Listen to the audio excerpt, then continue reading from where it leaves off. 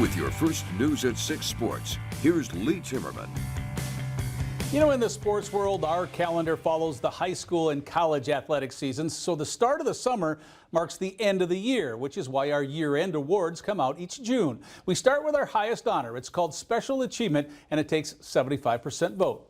All three winners are slam dunks. Dan Carr is the winningest high school basketball coach in North Dakota history. He retired as the head coach of Linton HMB with 801 victories, and he led the Lions to 3 Class B championships. Dan Schmeeker called it a career at St. Mary's after 49 years, the last 45 as the Saints head football coach. His program won 295 games and 8 state championships. Joining those 2 Hall of Famers is another one, Larry Sandy of Velva. He was the head football coach for 36 years, the last 33 leading the Aggies. He has 282 wins and 10 state titles. It's a technique used mostly for bass fishing, but in this week's Pros Pointer, Johnny Candle shows us multiple ways to make the drop shot rig something that you should try when chasing walleyes. The next time you're out jig fishing and it just isn't getting the job done, maybe it's time to try a drop shot. Well, what exactly is a drop shot rig?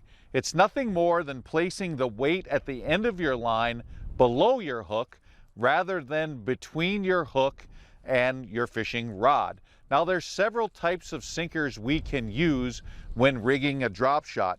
The first is an actual drop shot sinker. These have a swivel and a clip that attaches to your line and is designed to slip off the end of your line if and when you get snagged. The other choice is your more traditional bell sinker. Now, the problem with this is once it's tied on the end of your line, it's there to stay until we break it off. I prefer a simpler method, and that is using a few split shot. The split shot allow me to adjust my weight just by adding or removing a sinker.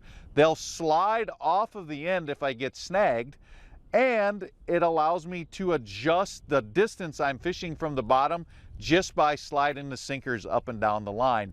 So the next time you're out there and things aren't going quite the right way, maybe you can get the drop on them. I'm Johnny Candle, and that's this week's Pros Pointer. Next week, Johnny is talking about an excellent way to present live bait, a slip bobber. Ryan Evans is leaving UMary after one season as the swimming head coach. He's going to be an assistant at the University of Kansas. The Larks have a doubleheader today. Game 1 was this morning. Mankato built a lead on the strength of a 6-run second inning. The Moondogs followed that up with a 4-run 6th inning. So the final score was 14-1. The Larks' run came on a Jack Herring homer in the 9th. Game 2, cross your fingers, starts in about 12 minutes. All right, yeah, we'll see how that goes. Yeah. All right, we'll be right back after this.